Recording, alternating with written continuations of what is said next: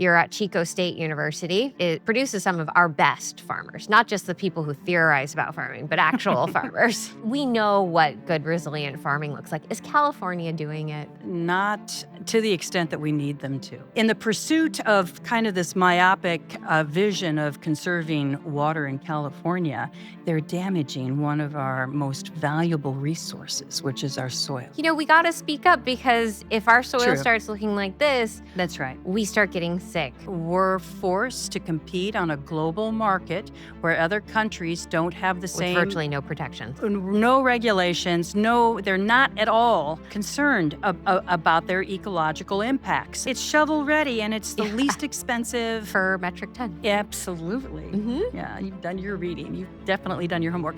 I'm Nicole Shanahan. Welcome to Back to the People podcast, which highlights the growth of a movement uniting America, where our government is free from corporate capture and where we give voice back to the American public. Cynthia Daley, thank you so much for joining me today on Back to the People podcast. We've known each other for many years now, and I was introduced to you from Karen Ross, who's California Secretary of Agriculture. I was looking via my foundation to fund a group that was really pioneering regenerative agricultural practices in our state, and was enthusiastic about mapping California resiliency. Californians, we have incredible agricultural land, and a lot of concern has been around whether or not it is resilient agriculture. So together, Mhm. well, you and your team of engineers and researchers built CARRI, the California Agricultural Resiliency Index. We need to shorten that. I can see that that's a CARRI. little bit long, yeah. CARI. It will be known as CARI. Mhm. CARI. So CARI is it's out in the world now. It was a massive effort of data mining, and for the first time ever, we have all of the farming lots mapped Mhm. and have a very clear understanding of their resources, so their mineral resources, their water resources, That's right. etc. Mhm. That's right. And the dream was that this would be used by the state of California in a master plan, to invest in the most resilient systems so that we can protect our farmland in Right. our state. And our effort was happening in parallel with a larger state effort Mhm. to cut water down Right. to up to 40% of California's farms, Right. which would retire 40% of our farmland. That's right. And once it's retired, it's very hard to get back. So I've seen some of the programs. They couldn't be more silly, ridiculous, honestly. The fallowing program. Yeah, that's absurd. Mhm. But so you are someone who's worked in you're come from family of Californian farmers. This is who you are. This is the work that you love to do. You couldn't imagine doing anything else. You're at Chico State University, That's right. which it produces some of our best farmers, not just the people who theorize about farming, but actual farmers. A lot of hands-on experience. That's right. Yeah. So, generally speaking, we know what good, resilient farming looks like. Is California doing it? Not to the extent that we need them to. Mhm. So I think, by and large, we've got a very supportive Secretary of Ag. I mean, the programs that Karen Ross has brought forward in a multitude of her Healthy Soil program, her SWEEP program, and others really, I think, set the stage. And they are the envy of the country Mhm. because she's able to get conservation dollars out on the ground and in the hands of growers in a way that other conservation ag entities, throughout the country have not been able to do.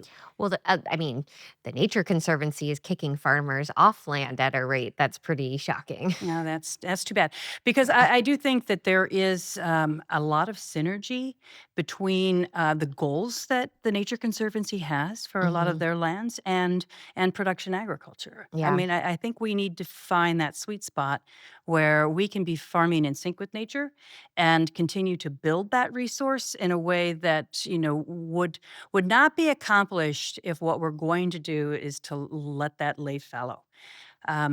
There are a lot of definitions of fallow. So there is, the type of fallowing that Metropolitan Water District adheres to. They've got a very strict full tillage, procedure. And, they want 10% of the lands for all their users really set aside in this fallowing program that is quite damaging to soil health And conservation. and conservation. Yeah, so we're losing a lot of that soil, to erosion because it's basically getting beaten to death. Where you can definitely overwork soil. And in that program, they're expected to till 6 times a year in order to eradicate any seed weed possibilities. We understand that whole problem with, invasives and that type of thing, but that really isn't the way to get at it. Doesn't that just turn it into dust? It absolutely turns it into a rock. Oh my gosh. So particle size, the tilth, there's no soil structure left. Ugh. This is actually, a piece of soil that has been farmed conventionally with those kinds of farming practices. Forever. This soil is a soil that's actually been managed with conservation ag. Mhm. We're talking no-till, we're Yeah. talking Yeah, you cover brought crops. both samples Yep, and there's the today. same soil. Yeah. They're just managed differently. Mhm. In the pursuit of kind of this myopic vision of conserving water in California, they're damaging one of our most valuable resources, which is our soil. Yeah. So we really need to look at that more holistically. Mhm. I think farm it more in sync with nature.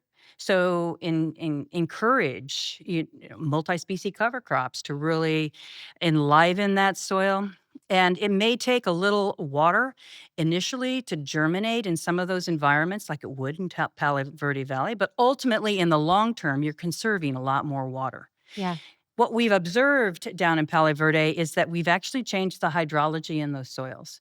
And so our soil moisture probes would indicate that, that water, when it is flooded across that field, it does tend to drain and it's recharging the Mhm. groundwater in a way that the conventional fields, may not. And fills aquifers and wells. That's right. Yeah. So I think ultimately there's a whole different strategy, and we continue to learn more about soil health all the time, and Mhm. we need to integrate that into our water policies in California. So I'm holding the soil that is created through California's fallowing policies. That's correct. And this soil is impacted. It's hard. When water rains, it doesn't absorb That's into right. this, huh? It just washes off. It creates That's right. slide zones as well, doesn't it? Exactly. Mhm. When you till soil, it's counterintuitive to think that when you fluff the soil up, it should absorb more water. But that is absolutely Wrong. opposite of what actually happens. The physics of that is that we get a capping and the water runs off. Yep. So I'm holding the soil that has not been overly tilled and fallowed. So I take it this is probably from an active farm lot. It is. It's the same region. It's the same soil type, but that's been farmed regeneratively. So Mhm. there's been no tillage, and there's been multi-species cover crop living root. Mhm. It's definitely you can see how much more porous it is. Way So more porous because the roots create these little tunnel air pockets correct, right. throughout the dirt. And the biology tends to strengthen the aggregates within that soil particle, making Yeah. it stronger. So it'll withstand wind and water erosion. So Mhm. we want to hold that soil in place. We don't want it washing away. When we do this and water hits the surface and runs off, it takes with it Mhm. everything that's on that soil. Wow. That is really problematic because then, we're washing any pesticide or any herbicide or any Mhm. fertilizer that might be residual on that soil surface is going to go off into our surface water. And so it's not just root systems in here. There's little microbes, little buggies. There's fungi, Mm, right? Mycorrhizal fungi, a correct? lot of Um, mycorrhizal. so what's happening in this clump of soil is like a whole metropolitan network of life. Mhm. Right. Yeah, that is absolutely true, and I like the way you put that. Uh, we've noted, and we've got this in multiple locations throughout California and Arizona, really out in the West, that when we transition from this to that, Yeah. we double, almost triple the biological life in that soil. Yeah. So interesting. So it goes both ways. We can go from this to this, but Right. it's hard and Takes it years. takes years, right? How many years does it go from this rock to this Well, soil? we start to see improvements in the biology within the first year. Hmm. Carbon, draw down carbon Yeah. within 3 years. But to really get to that degree of porosity, which is an indication of really healthy soil, Yeah. that could take 5 years, 10 years. 10. Yeah. How long does it take to destroy this soil into this? Well, you could do that in one season if you run the equipment through it If often you run enough. You this could state's destroy that. fallowing program, That's correct. right? Yeah, it's a a great way to season, ruin your a soil. season of the state of California's Mhm. really dumb fallowing program. Oh man, you're Who gonna get me in trouble. Sorry, well, we gotta speak up because if our soil True. starts looking like this, That's right. we start getting sick, right? Mhm. Our state ecology gets sick That's and our right. bodies get sick That's because right. the food grown from this one, the one Mhm. with all the root systems that's alive. And my intention is not to get you in trouble, Cindy. No, But it's all right. We speak the truth. There is yeah, nothing here that is not backed up with a lot of good science. if I've learned anything in politics over the last year is that politicians, they're used to blunt force. Mm, So to get stuff done, we've got to really take yeah. blunt force. Mhm. So, but I do think, this leads to devastation. This leads to Food food is shortage, yes. sickness, GI issues, overuse of chemicals. Poor water cycle. We're not going to be actually generating Yeah. and improving the water cycle in these systems doing that. Yeah, it's awful. It feels dead. Like if I threw this, it would just stay stuck together and hit someone in the head and really hurt. If I threw this beautiful soil, it would kind of like fluff Right. apart. Right, right, right. And I intentionally dried those because, to be fair, in a slake test, both chunks of aggregates have to be very, very dry, and these are Yeah. very, very dry. What's a slate test? The slake test is where we just look at the aggregate stability. Hmm.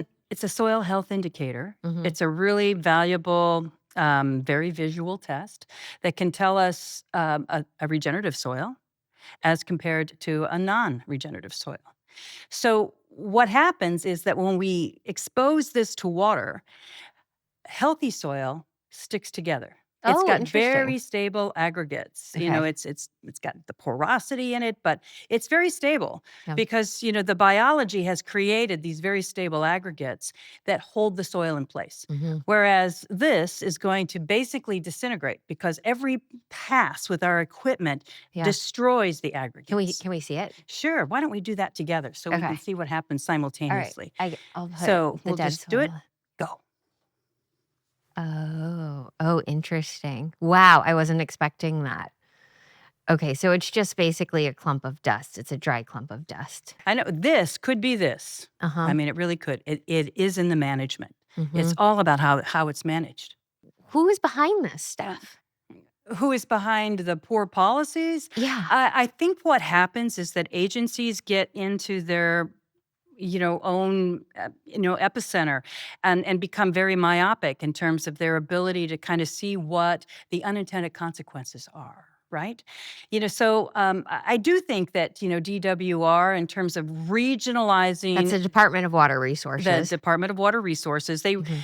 when they enacted the sustainable groundwater management regulations, they made provisions for groundwater or sustainability agencies, GSAs, that are regionalized. So every region could decide how it was that they were going to be addressing, this groundwater issue that we have. Mhm. We clearly have an overdraft. So we have to be active. We have to do Do we something. still have an overdraft though? It's my understanding that we do based on the numbers that I've pulled. Maybe you've got some updated ones. I've been trying to work through DWR and I CDFA. haven't been able to get real-time information. Good. Based on what I saw in the data that, Kari was last I looked, was that we were actually okay. All of these areas that were in the red 3 years ago kind of started to shift a little bit, and we're looking more resilient.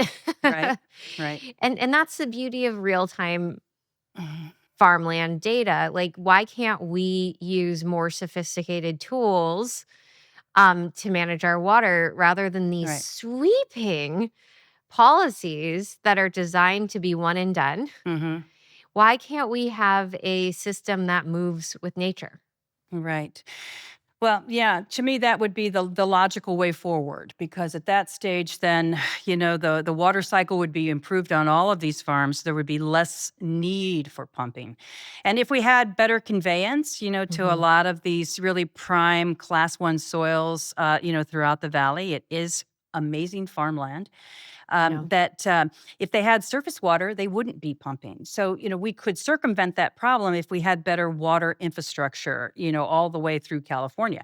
And I do think that, through Prop 1 and through Prop 4, theoretically, there is funding available to make that happen. And, ultimately, I think those decisions are being made. But, there's a lot of pushback to any additional water storage projects Mhm. and some of the reservoirs, they come under a lot of environmental challenge, and apparently that's where a lot of this is stuck right now in Mhm. terms of trying to get more storage into California. I just think if Yeah. there were more surface water options, there would be less need for growers to really pull water from the aquifer. The reservoirs that I drive around all Hmm. the time in Northern California, the ones that are still active, are as full as I have ever seen them in my Hmm. entire life. Yeah, yeah, we've been blessed with some great rain. It's blessed, Hmm. so blessed. And I kept thinking, well, now's the time. We're out of the drought. How fabulous. We're going to be able to move forward because that would be the logical thing to do. Right. But it's gotten hung up in bureaucracy Hmm. somewhere, and pointing at that where is almost impossible. Right. Yeah. A lot of the farmers I talk to say that it's the Department of Water Resources, that their management and leadership just is slow and not really a friend of the farmer and doesn't really view it as a priority to create water storage in times of great abundance. Hmm. Right. I mean, Well, is that it? Is it DWR? I think Uh, that DWR working together with some of these other agencies could maybe let some of the CEQA permitting process maybe streamline it a little so that we can get some these surface water projects underway in California. I do think that adding more surface water would be great. This is the time of year when we do have an abundance of water, and now is the time when we shouldn't have these. Um, we shouldn't have to ration the water mhm, to these growers, assuming that we're getting enough surface water to everybody, and that doesn't appear to be the case because I don't know.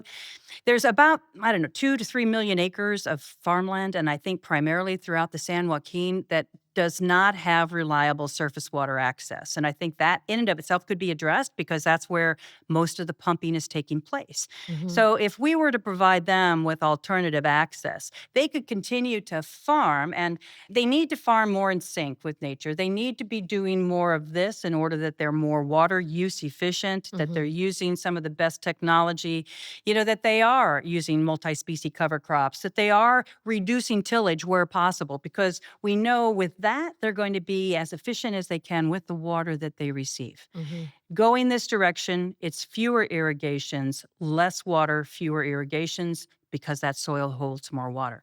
So I think with a multifaceted approach to that, I think we could circumvent, the loss of a lot of family farms Yeah. up and down the valley if we think We're more losing strategically. farms really We fast, are, yeah. to the extent that I get messages like of panic Mhm. constantly.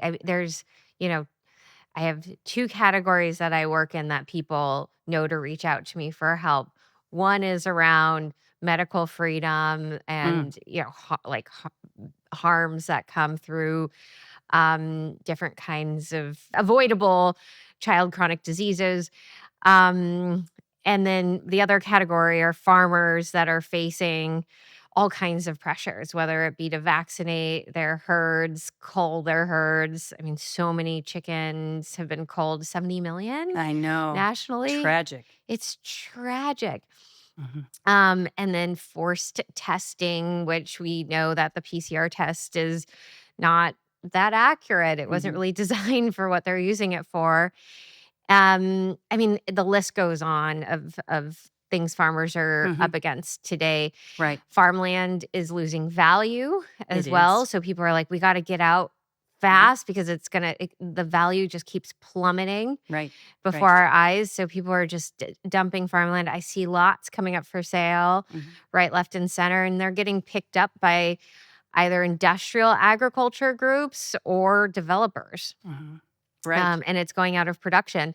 I mean, Gilroy is just, it's not a farm. Gilroy, when I was a child, was all farms everywhere, just farmhouses Mhm. and endless lots. And now you drive through Gilroy and it's like strip malls I know. everywhere. Isn't that tragic? It really is. It's a And it's mess. some of the best soil. Right. Class 1 soil, and you Yeah. don't, that's not the kind of thing that you can undo. Once you You cannot undo pave it that. over with asphalt and buildings, that soil will never come back again.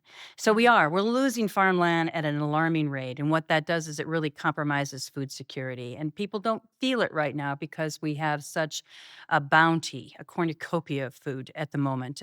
But we're going to continue down this path. We're going to have to import more food, which is not regulated. So And it's sprayed. it's sprayed, heavily sprayed, Yeah. and there's no regulation to that, and there's very minimal testing as it comes in. I Hmm. mean, there are spot checks, but by and large, you really don't know how that food has been produced. And not to mention the fact that, if we're one pandemic away, all of that food stops importing, and then we've lost the capacity to feed ourselves. It's not long-term food security. We have to Yeah. keep our farmers on their land. And farming is generational wisdom. It I is. call it wisdom versus knowledge Mhm. because there's something intuitive Mm. to it that you It's in our learn. blood. It's in your blood. It And is. like once that gets disconnected, later generations, they can't just pick it back up. Mhm. It really has to be contiguous generation to generation, because you learn it as a child. You're around it, you smell it, you sense it, you Oh, yeah. feel it, all of the inputs. And when Mhm. I talk about inputs, I talk about sun and water and soil. Mhm. Mm. Yeah. The kinds of inputs that you actually do need, Mhm. to grow real healthy food on the land. I agree. It is in your blood. And, I'm actually from Illinois, and I grew up on a family farm there. My family still farms in that region and has both sides of my pedigree goes back to farming. Um, Multi generations of that. I've been out in California now about 40 years. There were 6 kids in our family. We had 3 farms, and so when you do that math, some of us have to go on and do other things. So, um, Go to academia. Academia, and I love to learn, and I'm Yeah. passionate about agriculture, and so this was a natural fit for me, and I have enjoyed it, and I feel like we spend a lot of time doing what we can do to support the next evolution of production ag, and I do think this is where we need to be, but we are losing farmers at an alarming rate, and that needs to be addressed, and I know that with the aquifer, scenario that we've got, we need an alternative strategy for irrigation on these farms, especially in the San Joaquin. If you look at the water balance in the Mhm. northern, we're in great shape in Northern California, but it's the San Joaquin because they don't Yeah. have access to surface water There's no infrastructure. storage. Yeah, well, there's no storage. There's no storage. So by And when we talk enhancing that, about storage, let's be clear. There's a huge there is. range That's correct. of storage Hmm. available. So it's not like these are all giant reservoirs. Right. You can have, little pockets of storage Hmm. on even private lots, That's right. right? There's many, many ways to Hmm. do it. And then there's ways to over time rebuild the underground aquifers, Hmm. if you can pair the above ground storage with good soil strategy. Right. That's absolutely right. And they are doing a variety of things that doesn't require, big dam infrastructure. They are doing a lot of diversions now, which, I think is brilliant because there's a lot less money invested in that. So you can do that for a very low dollar invested. But I'm just wondering, and they're diverting it onto some farmland. So, a lot of the farmland lays fallow over the winter time. So it's an ideal time for us to divert water that's coming, down our creeks and streams and canals to lay there. But if there's not the right soil structure, that water is just going to evaporate. And all we've done is we've succeeded in augmenting the evapotranspiration rate, which Hmm. in and of itself, I mean, it adds moisture to a very arid, dry environment. So that too is not a bad thing, but we're not recharging at the rate we could. So if Yeah. we actually improve the porosity of our soil, those diversions would recharge those aquifers at a much greater rate. American ranchers steward our land. Buying 100% US born, pasture raised, and processed meat supports American ranchers and American farmland. That's why I'm glad to partner with Backyard Butchers. Backyard Butchers is delivering quality meat directly from the ranch to your doorstep. All backyard butchered beef is certified pasture raised. This means animals are never confined to a feedlot and are able to roam freely and behave naturally on pastures. This roaming can function as a natural fertilizer and benefits soil and water health. It also tastes delicious. Backyard Butcher's meat comes straight from Texas ranchers where they know the actual rancher and how the meat was raised and processed. They have beef tallow for your skin or your french fries. Check out the Steakhouse box. It's got T-bones, fillets, incredible burgers, and more. There's something every member of the family will love. Backyard Butchers is good, fresh meat raised in Texas the right way. Go to backyardbutchers.com/Nicole and use code Nicole for 20% off. That's backyardbutchers.com/Nicole, code Nicole for 20% off. Cindy, why do the water conservation people not care about soil? It's just never been high on the list. I think that, I just don't know that it's ever been on their radar. I don't know that they've necessarily understood that science. I don't think that they've connected those dots. Hmm. I just think that, they've been focused on water and water storage and, those kinds of things and less concerned about, the hydrology of water going through soil profiles that have been managed differently. I have seen farms that over 20 years transform themselves from these dirt, dusty lots to oases that have brought back Mm, bird species I that know. were gone for a generation, That's that right. brought back different, big animals too. And it's really cool to see um, when we treat our farmland correctly, rather than being a rancher, you become also a grass farmer. Mhm.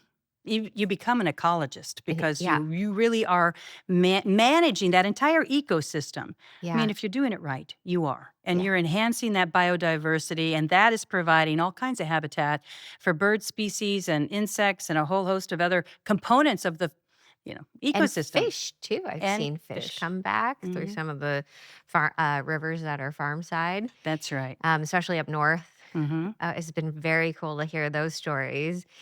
And I just, why Hmm. don't the conservationists, why aren't they enamored with that case study? Because the case study I'm seeing right now, which is very alarming to me, is what's happening in Point Reyes, Mhm. with the 200 farmers getting kicked off of state park land. They've been there for 3 generations, They have been.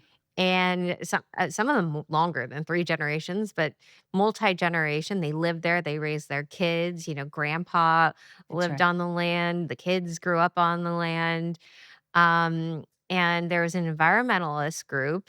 I think, these environmental sa- s- fragments, we call them extreme environmentalists. Mhm. Mhm. um, Mhm. but I don't think they understand what they're doing.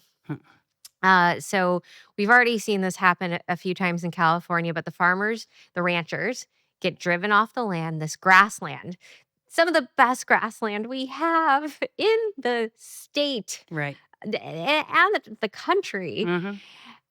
with root systems that have been taken care, I mean, just lovingly cared for, Right. rotational grazing standards before the term regenerative agriculture became hip. Mhm. We just used to call it good farming. Right. And you have now this environmentalist group that has ambitions to bring back the elk on the land. And so their thesis is that if you drive off the ranchers, the elk will come back. Mm.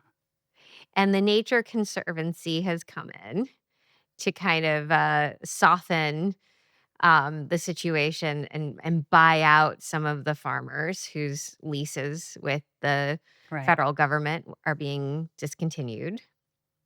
And these were like 100-year leases. I mean, they were, because we need the ranchers to maintain the grassland. Right. Because what happens when the ranchers leave? Right. Yeah. So that rangeland just, becomes rank and oxidizes. And where, having livestock on the land that are actually managed, as you say, through rotational grazing, you're pulsing, that soil ecosystem with a root system. And then when it's grazed off, that root system dies back, provides the organic matter for that soil biology, and then you pull the animals off and it comes back again. It's a renewable resource. And as long as it's managed appropriately, it really builds that resource in a way that is not going to necessarily happen if it's just allowed to lie fallow. And oftentimes, if we're going to reintroduce elk, that is a very careful ecosystem that tends to be managed by apex predators. That if we don't have that full natural ecosystem in that environment, we're going to have an overpopulation of elk that are going to be doing what they had done in Yellowstone Park and other places where they were allowed to get to a very large animal population, and they decimate the riparian areas and they decimate the perennials and the other biodiversity that we were trying to sustain or Mhm. enhance. So I do think that careful study and keeping livestock on those And then lands. they'll eventually starve once they destroy. That's right. That's the cycle that Hmm. happens. You bring back the land, they overgraze it. There's no predators, so then they get overpopulated and they destroy the That's right. grasslands, and the grasslands can't keep up. Hmm.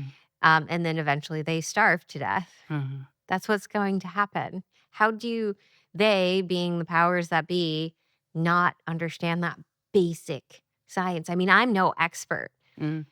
but this is Right. this is like rudimentary information. Right, right.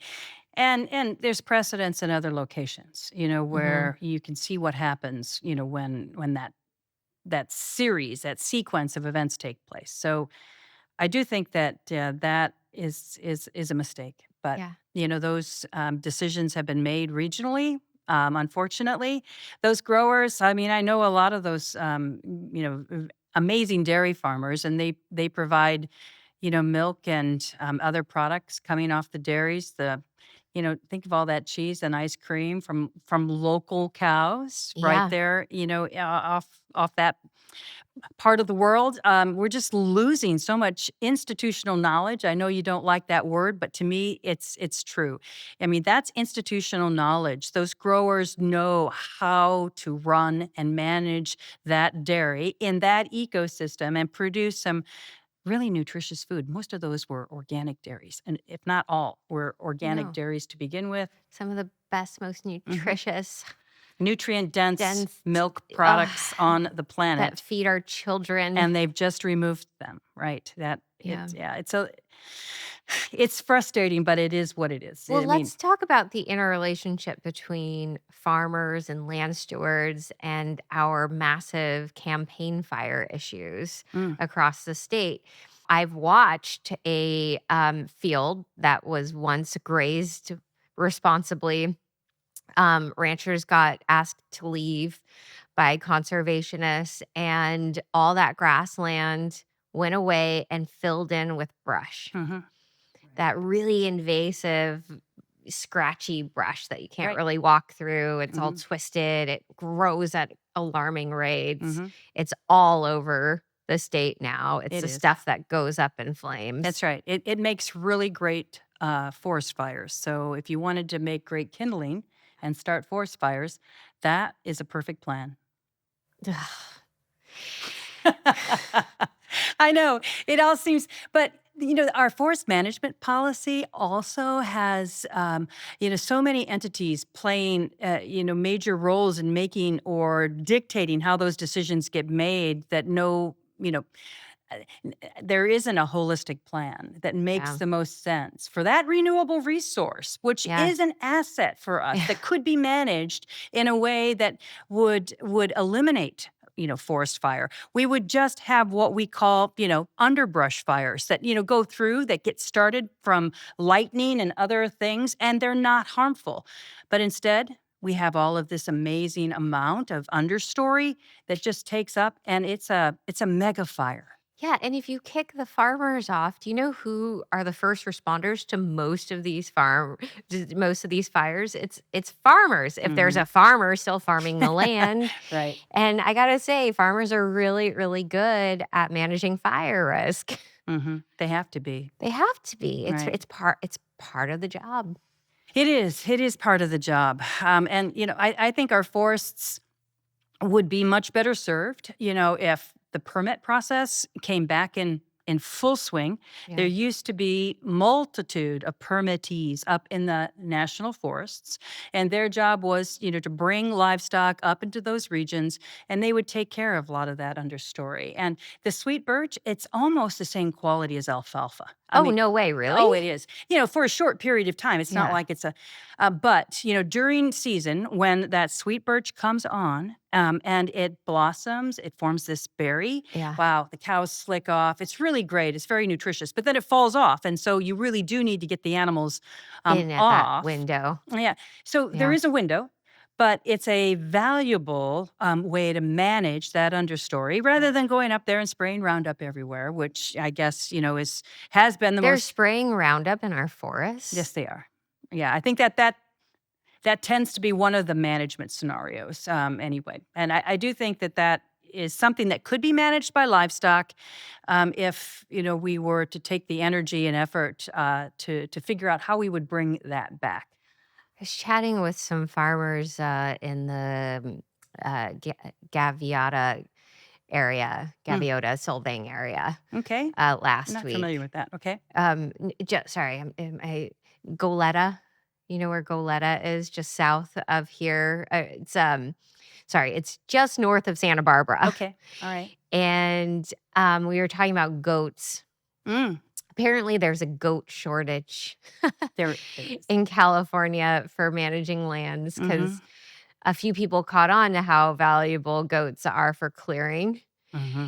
And so now it used to be, I actually hired these goat herds that come into your land and just Mm. eat the overgrowth and the weeds, and it's great fire management. But there's a shortage all of a sudden for these goats, and no one seems to understand where their goat for hire vendor went. Right. Right. I'm Mm. like wondering if you've heard Mm. of that issue. I know that there is in fact a shortage, and that is a tough life because you basically have to make like the Basque sheep herders and live with Yeah. those flocks in order that you can manage the predators, which they're going to be predators in any of these kinds of environments, and to manage the goats. There used to be hundreds and hundreds of animals up in the forest, and it used to maintain a lot of the open space, a lot of the meadows. Well, you don't have meadows anymore because they've completely been taken over. And so now we've got this ugly overgrowth of this understory that is, just tinder for fire. Ah, And if we had the yeah. livestock up there doing what they normally do, then we would have these beautiful meadows full of, wildflowers and a whole host of other, diversity that really brings in a multitude of other species that we just don't have a holistic view. We're just not looking at it from the big picture. I'm like out of breath thinking about people spraying Roundup in our forests. Hmm. I Well, mean, really, like that just took the breath out of me.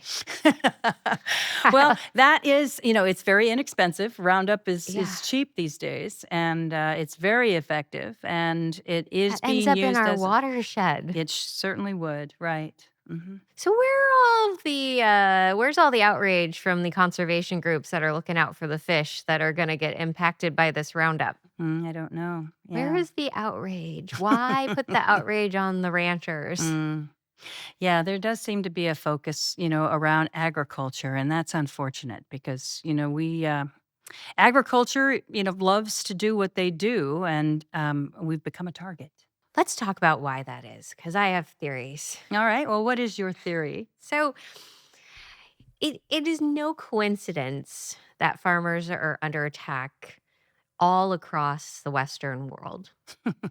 Hmm, I mean, look at those images of farmers in Europe driving their tractors and protests and blocking up major highways. mm-hmm. There's no coincidence to me that farmers in the United States are under attack.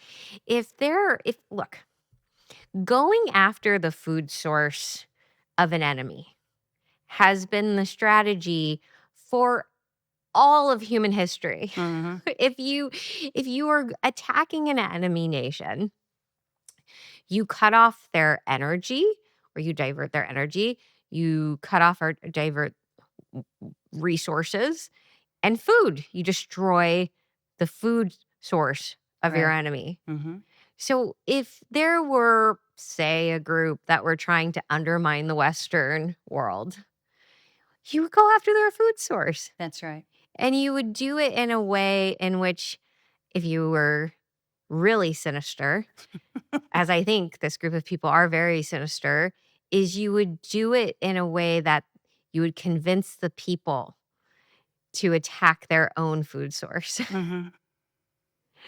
And you would do it by fear mongering them that if they didn't, that something awful would happen.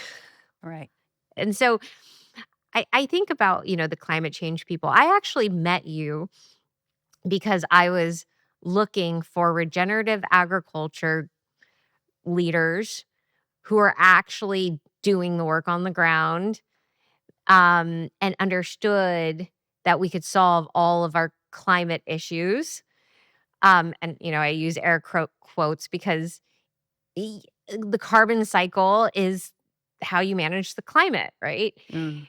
Um, and whether like I believe that we can do it through agriculture entirely. I think we can solve all of our climate related challenges through agriculture. Mm.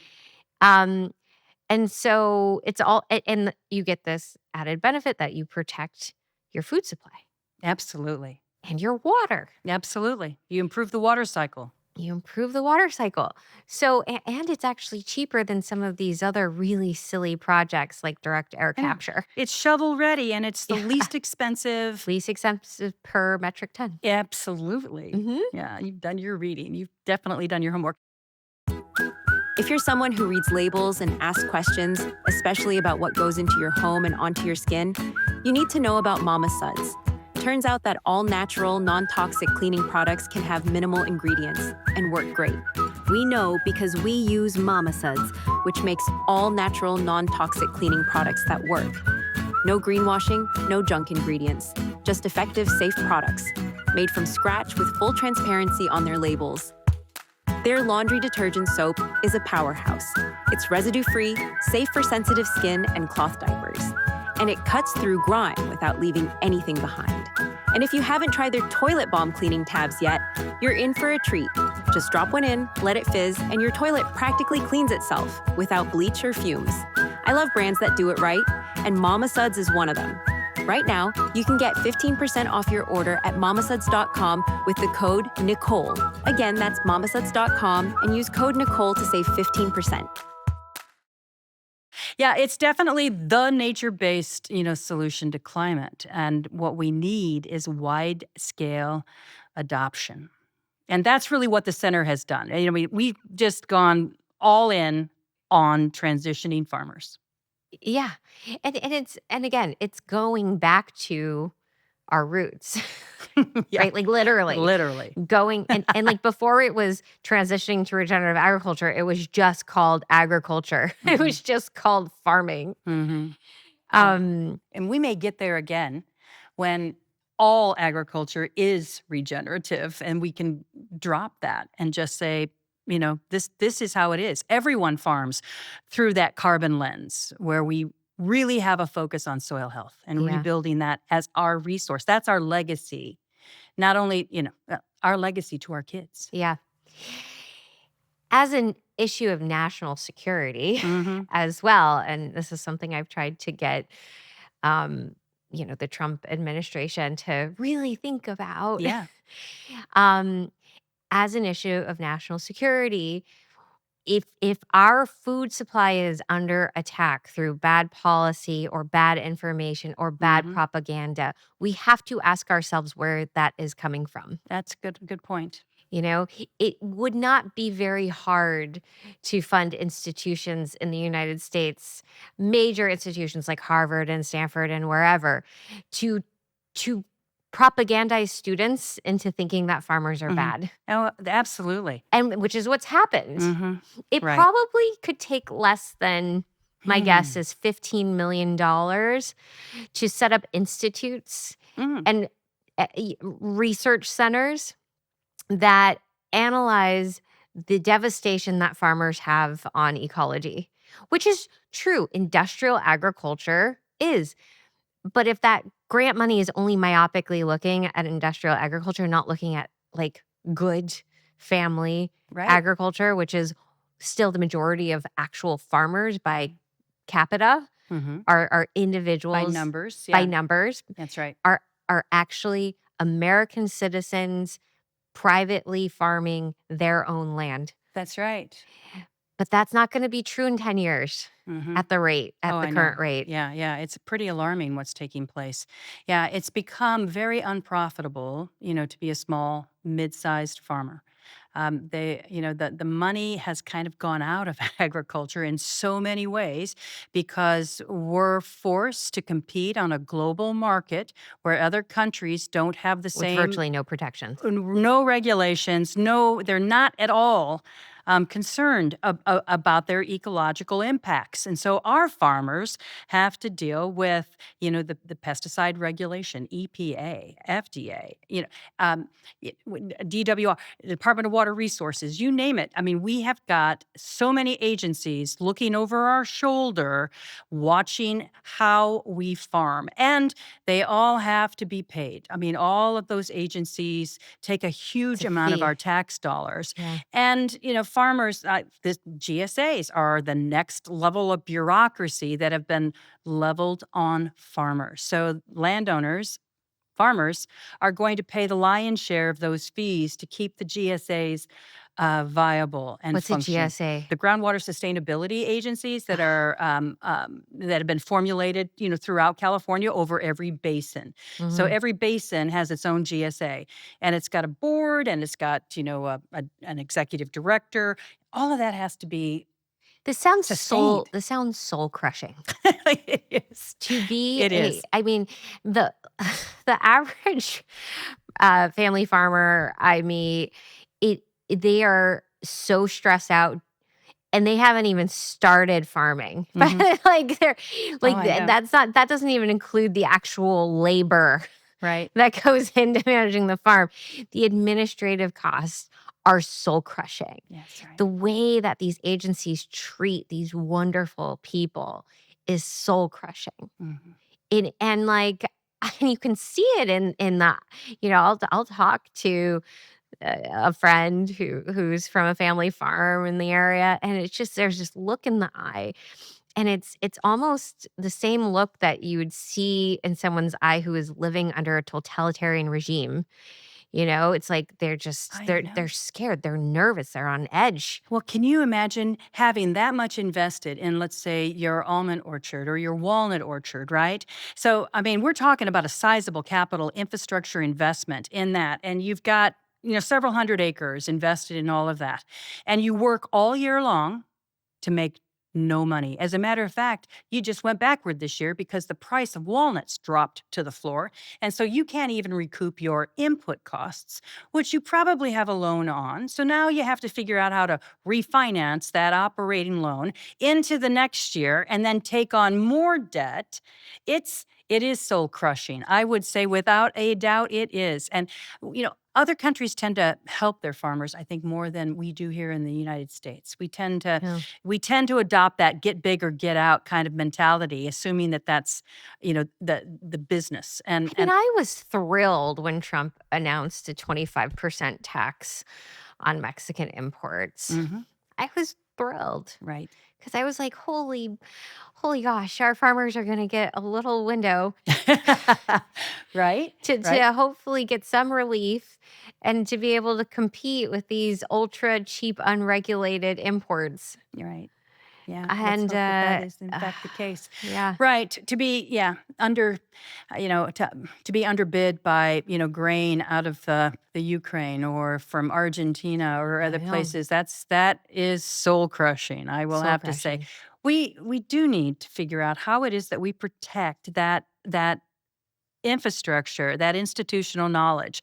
And I recognize that all of agriculture has to evolve and change. We can't continue to pump groundwater at the rate that causes subsidence. I mean, there's now Mhm. infrastructure damage, I guess, in those areas where the bridges, are compromised, and or the canal, where water is being conveyed down to Southern California is damaged because of the subsidence that's taking place.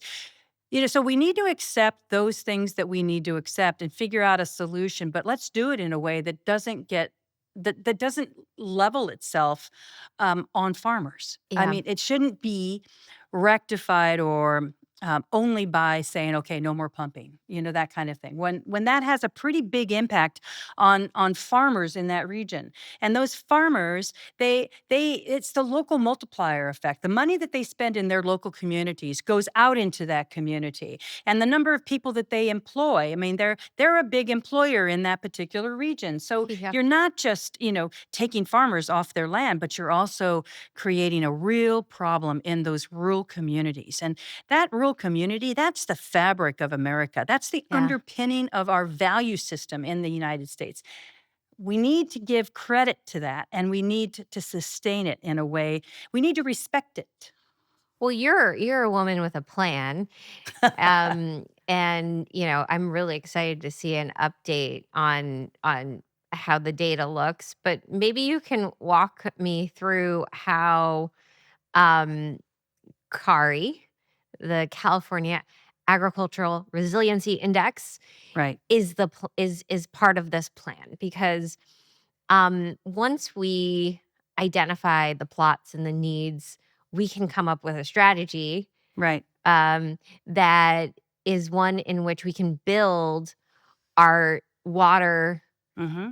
infrastructure around. Right. Because right now we're kind of building all this, we want to build what we're actually not building any new water infrastructure right now, but there's a desire, there's a Hmm. need, There is. but we don't know how to do it in partnership with nature.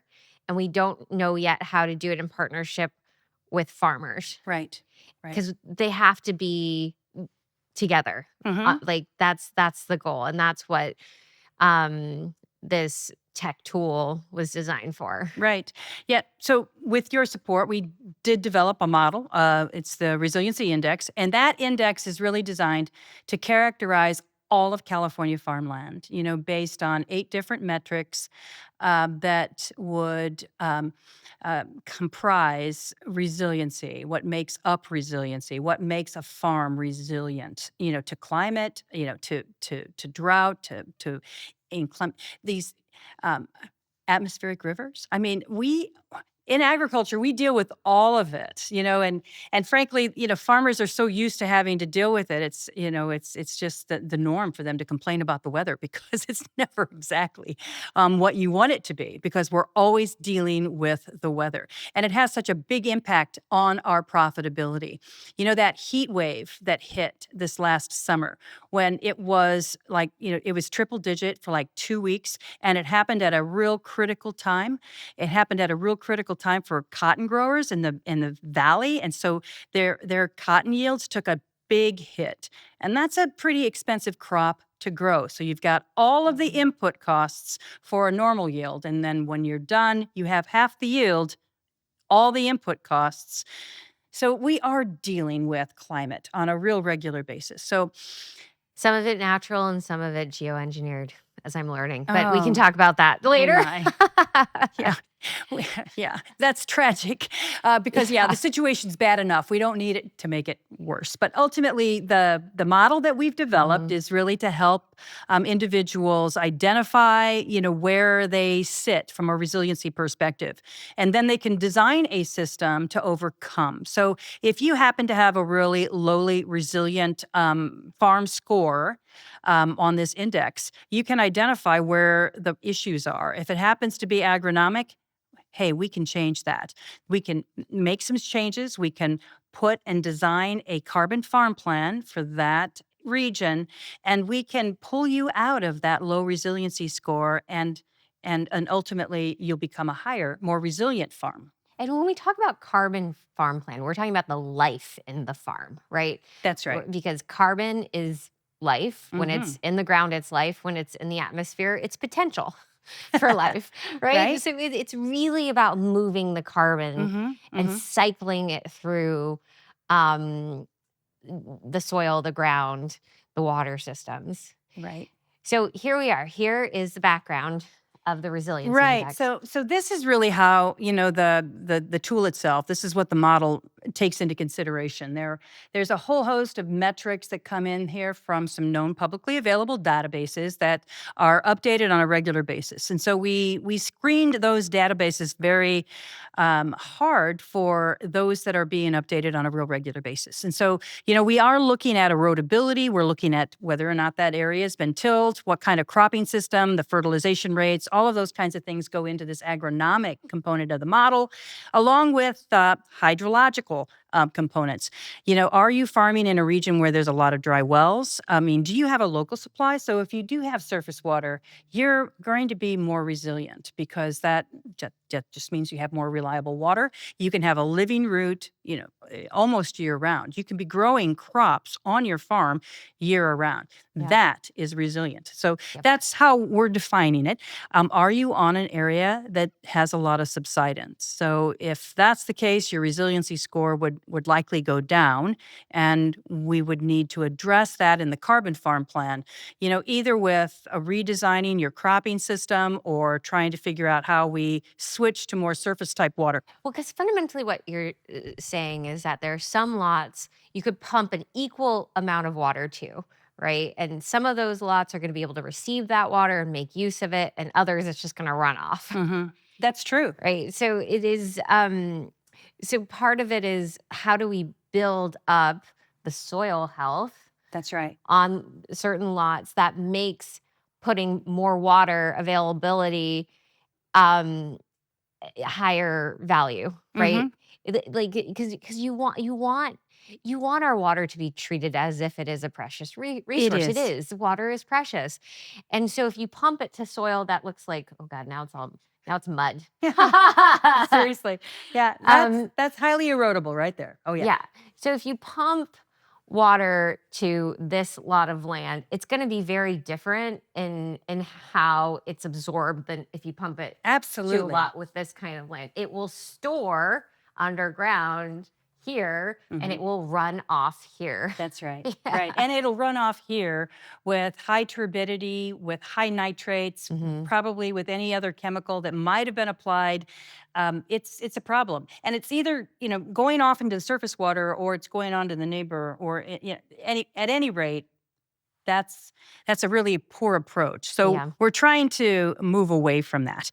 Um, Anyway, the rest of the model is kind of intuitive. It's really looking at all the soil metrics and the ecology and the physicality of the location. So we took into consideration all the different parameters that could have an impact on the resilience of your farm, and that's down to a 10-acre resolution, so that we could really get at even the small growers that may have market vegetable kinds of things. And what we ended up with was, producing this scorecard. So you can outline your property, you can put in an APN, you can put in an address, and ultimately you'll get a resiliency score that you can look at. And I'll get to the website here in a moment, but you can see each of, all of these metrics are on the scorecard, and you can open up each of those metrics to take a look at how you scored overall. And you want people to know, right? This is really about how to empower owners, landowners, to Exactly. increase their resiliency. Because just because your score reads one way one season, within a season or two, you can dramatically change the Absolutely. resiliency. You absolutely could. Yeah, so we're working off of, known data here. And that's why we did end up changing the index slightly so that we could do some additional inputs. So now you can put in, some of your land use changes. So, if you're in alfalfa one year and now you're into something else, you can make that adjustment, and that's going to have an impact on your resiliency score. We also provide an This is like opportunity. real life SimCity. I love it. You can also input, if you happen to know that, that particular APN or that field has a 3.5% soil organic matter, and it's showing up through the databases because they tend to be more outdated than your up-to-date information, especially if you're, already monitoring such a thing. You could put in your own soil data. So at 3.5%, you'd be looking really good from a resiliency perspective. So then Because the average is like what, 1%? oh, it's terrible. It is, yeah. Yeah, That's, a 1%er. that's 1%. Yeah, yeah. What is this guy over here? That tends to be more like a 3.5%. Yeah, 3.5%. this is probably 1, maybe 1.5, but Yeah. that's 3.5. So there's a big difference in carbon content there. So we do have these what if dials. We try to kind of drill down on it such that we can ultimately update it with the most relevant new data. This is cool. This new Regen Ag Planner. This Yeah. is new. I Now haven't seen this yet. so yeah, Kari just opened up a whole several different doors to us, and that one door is the strategic land repurposing or redesign project that I want to show, because we use Kari as the base of the tool, and what we do is we identify the low-hanging fruit and say, okay, we know that if we're going to reduce the amount of water that agriculture is using by 20%, let's identify that farmland that has issues related to marshland or seasonal wetlands, or maybe it's on a 5% slope, or maybe it's ground that's in a riparian that shouldn't have been farmed to begin with, right? So I think we could probably identify a lot of that ground that could be transitioned, into a different form. It could be into a conservation easement so that we've got more habitat, or we put them into a carbon farm plan so that we can serve that soil and undo the badness that has happened. I mean, wouldn't it be great if all of these environmentalists and conservationists thought through a holistic view? I would love that. I mean, if you're the Nature Conservancy, if you're any of these coastal land trusts, I mean, this is what you are missing. Don't take our food, our most resilient food land out of service. Right. Keep that in service. Use metrics to figure out what pieces and parcels to conserve, That's right. and then don't like fallow and make Mm-mm. less resilient Mm-mm. the good land. I mean, it is suicidal, honestly, It to be is. doing it the way they're doing it right now. It is. And they don't differentiate it at Mm-mm. all. Mm-mm. They do not. Yeah. And it's so nuanced. It really is. And the fact that they're not digging into that to kind of figure out that nuance is just a little bit frightening, frankly. So I do think This that is we why could. those extremist environmentalists are disliked right now, Well, right? you know, I do think that, through education, I think we can Yeah. bring everybody together and say, there's got to be a better They're way. so self-righteous, Mm-hmm. though. The I know. telling like, even suggesting that they ought to educate themselves, they get very angry. Mm-hmm. I Right. don't- Right. Yeah, that's problematic. And we run into That's all a of those. cultural issue. It is. It's kind of Yeah. a human issue, really, because there are, there's people across all, different walks of life. I mean, I have a number of farmers, who think that this whole thing is, just a real waste of time and a waste of space. So, to me, there are some extremes Yeah. within every, yeah, we just Let's have to just figure meet, out. and we meet in the middle, That's right. We and need an open mind, and with intelligence, That's right. we can really make everybody happy. Right. I do Yeah. think that that's kind of an important piece. But I wanted to walk you through the Regen Farm Planner. So Okay. I do have, this is the demo that we have set up for the regenerative ag. So this is the next evolution. So this is actually going to be a conservation planning tool that growers can use. I mean, it'll also be used by our resource conservation districts. It could be used by ag consultants that are out there, providing support to growers. But I'm hoping that it's adopted by farmers because they can actually just, kind of see the change that's taking place in their farm or ranch.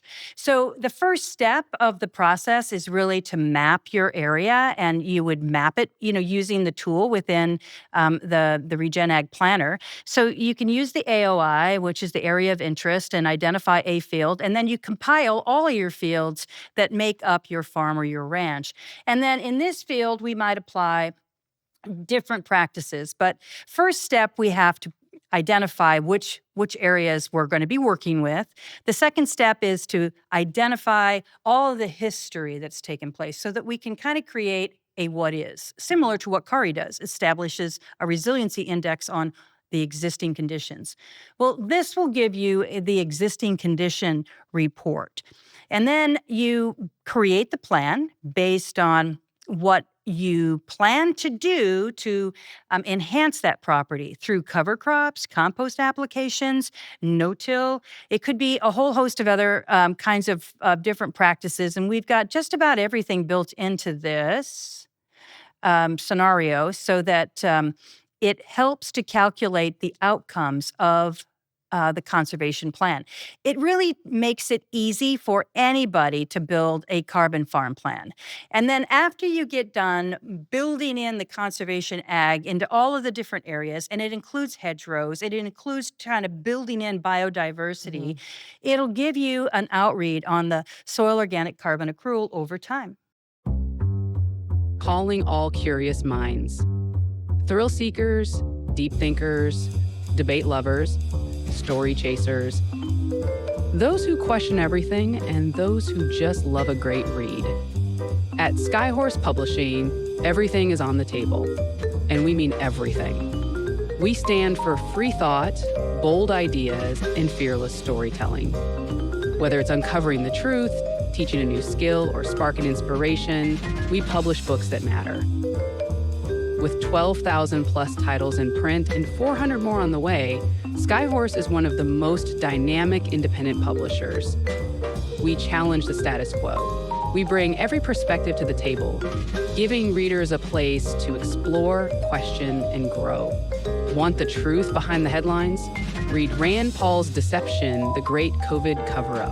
And pull back the curtain on power and public health with RFK Jr.'s The Real Anthony Fauci. Work hard, move fast, have fun, and change lives for the better. That's the Skyhorse way. Go to skyhorsepublishing.com/BTP to learn more. Skyhorse Publishing. Get reading because the sky's the limit. You mentioned hedgerows. I funded a hedgerow project out of Iowa State, and someone was telling me that there were some folks to and this is why I think it's really important for us to have open and honest conversation about what's working, what's not working. They were spraying the area in which they were going to plant hedgerows, they were spraying it with Roundup to kill everything, all of the Mm, previous crops that were growing on it mm, to put in a hedgerow. So they sprayed the soil dead and then they planted in the hedgerow. mm, mm.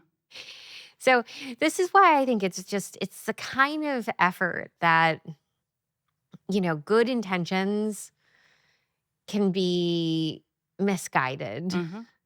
If if you take an approach that is incentivized incorrectly. Incentives are everything. Right. They really are Mhm. everything. Mhm. Right. Yeah. I think Roundup has been used so much and for so long that people just don't see it as, the toxic pesticide that it is.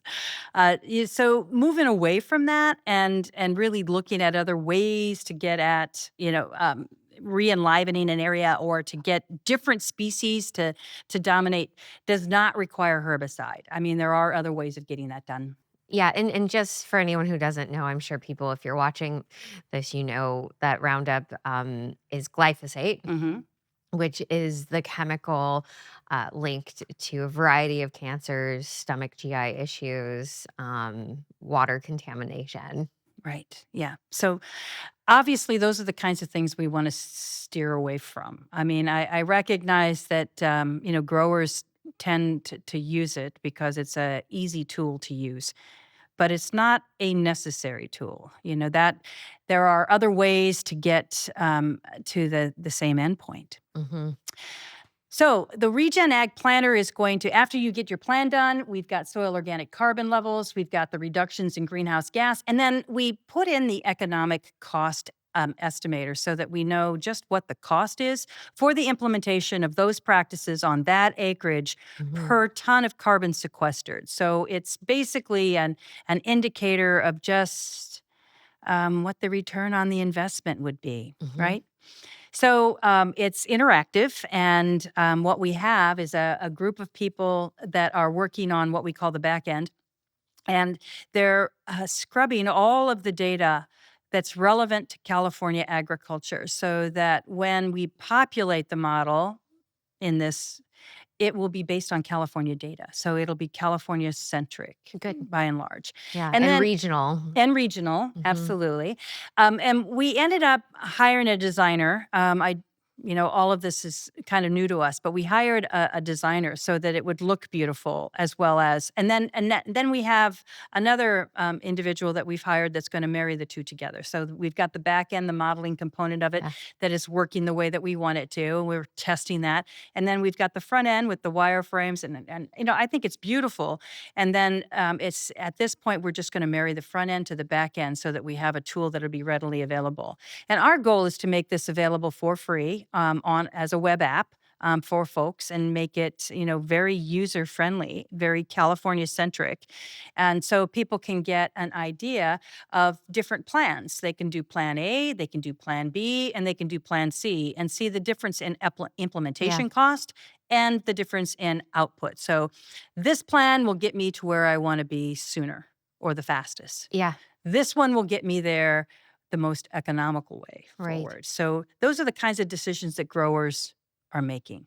Wouldn't it be great if we could just get rid of all of these agencies that are breaking the backs of farmers? Just be away with them and replace them with a small group of people that are using tech to Yeah. do the right thing. Tech built by farmers Yeah.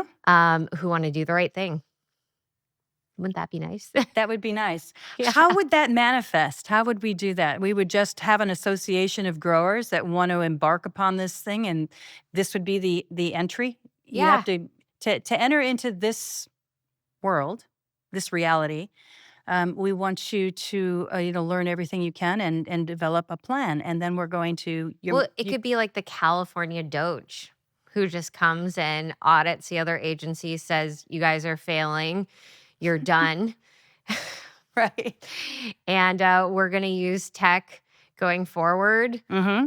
to do the right thing. Great. And again, it really is important that the tech be the right tech, that the theories that are being encoded are the ones that are optimizing for the American constituents and not just some agency, right? It really is about Mhm. what is best for the landowners Mhm.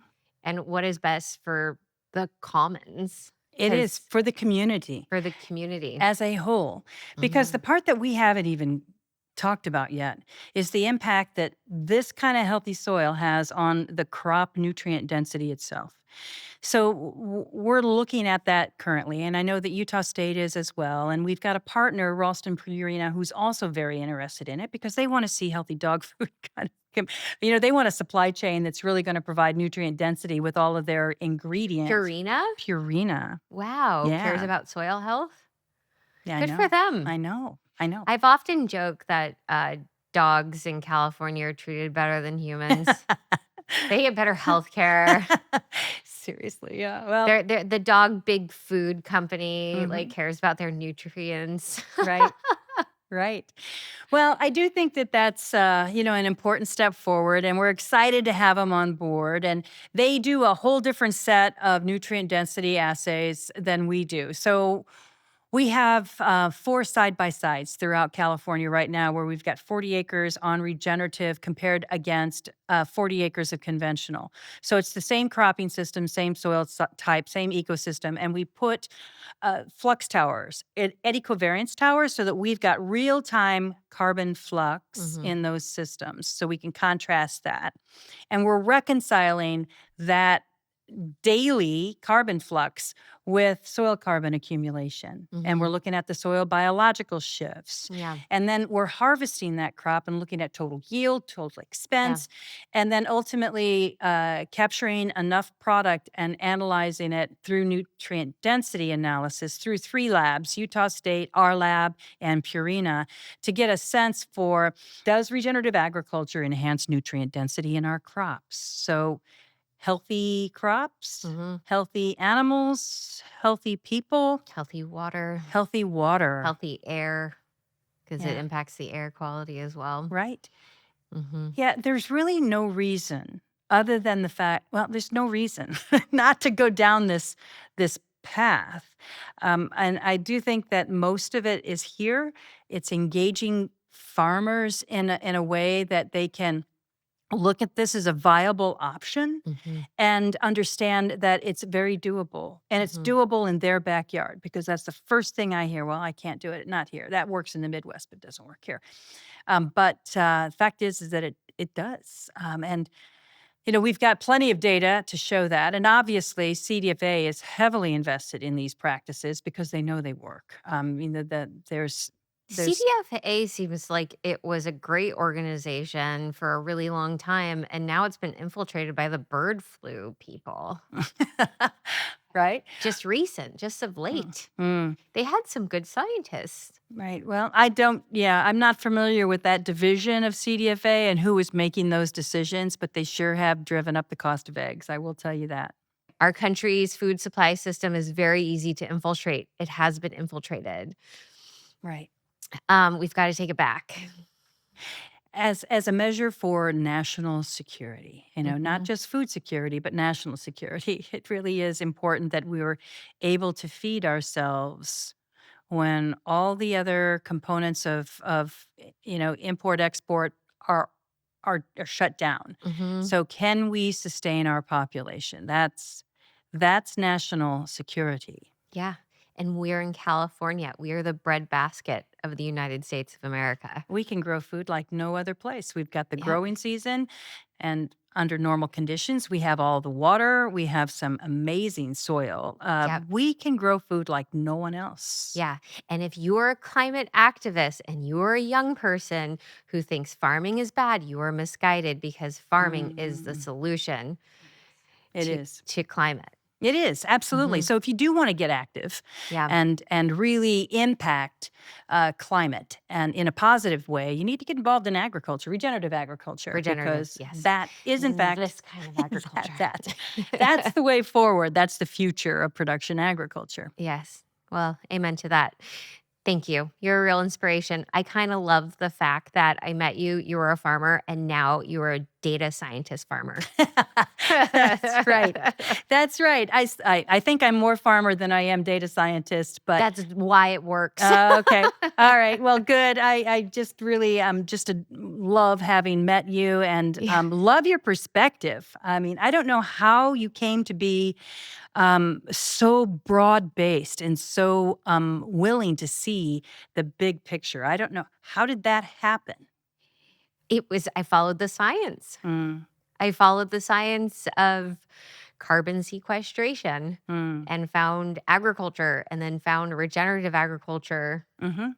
It really is. If you follow what they are selling us on climate science, that it has to do with excess emissions, carbon out of place, right? Right. Carbon in the atmosphere. That's The right. way to put it back into the ground efficiently, Mm-hmm.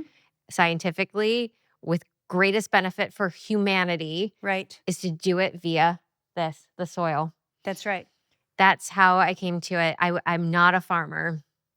I became a farmer because I Mm-hmm. became inspired Great. by it all. That's I'm awesome. learning. I love it. It's my Mm-hmm. favorite thing to grow food, and it's even more exciting to give that food to people. Mm. That nothing Mm. makes me happier than giving a giant farm box to a friend. Good It for you. is That's fabulous. my greatest joy. And honey too. I love doing honey. Hey, that's Um, wonderful. Good. yeah.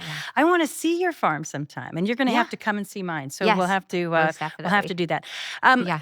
Couple of things I just wanted to capture, and then I mean we can do whatever you feel like would be the next best thing.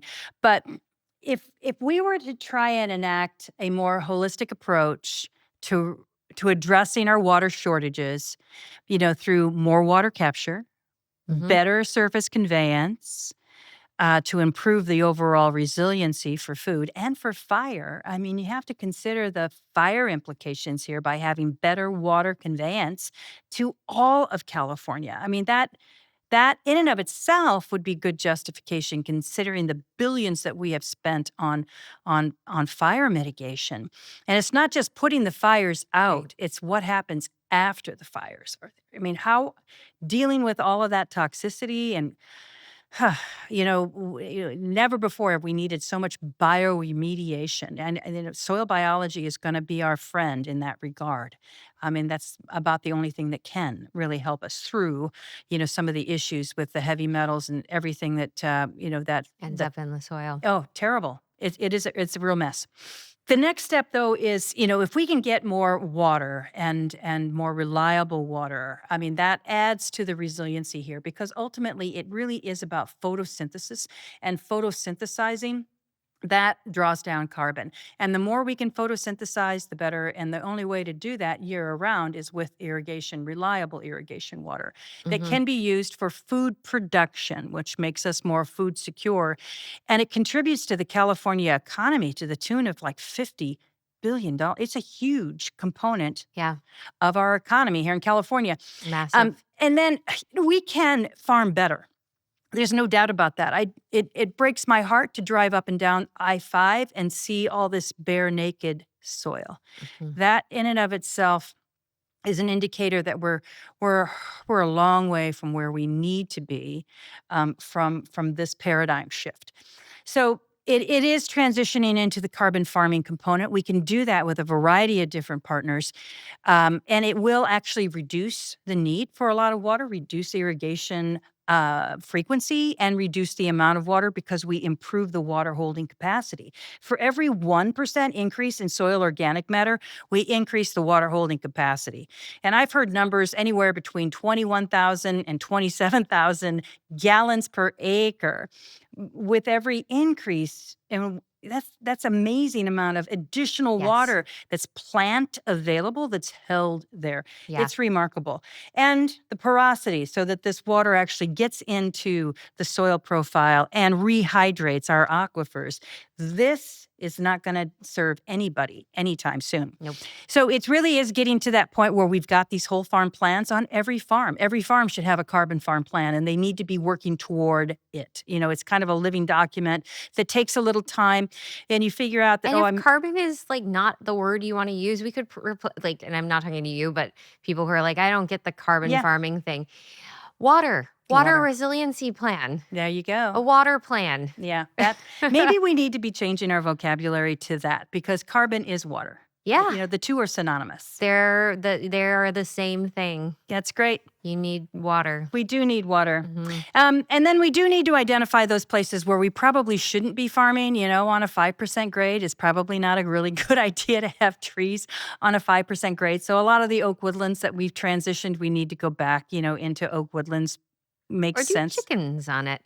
Yeah, do things that actually keep that soil covered, so that we're Yeah. not creating an erosion You could issue. do grass. You could do grass on it. We could absolutely do Yeah. grass. Returning to grasslands would be a really. Plant some grass. Grass farming is going to be a hot ticket. It is. And Yeah. yeah, and we've looked at that milk. That milk, the more dry matter intake from lush green forage, the higher the bioflavonoids, the higher the carotenoids, provitamin A, vitamin E, all of those things that we know are really good for us, Mhm. they continue to go up. Yep. So it's a great way to go. Yeah. Great way to go. Endless opportunities. It makes me so happy. Well, thank you, Cindy. I am so excited. And for the first time in a long time, I'm optimistic that we can turn this around here in the state of California. Oh, wonderful. Yeah. Well, good. I think working together, I think we can do some wonderful things. We have a lot of low-hanging fruit that we need to Yeah. Let's go. get to it. Yep.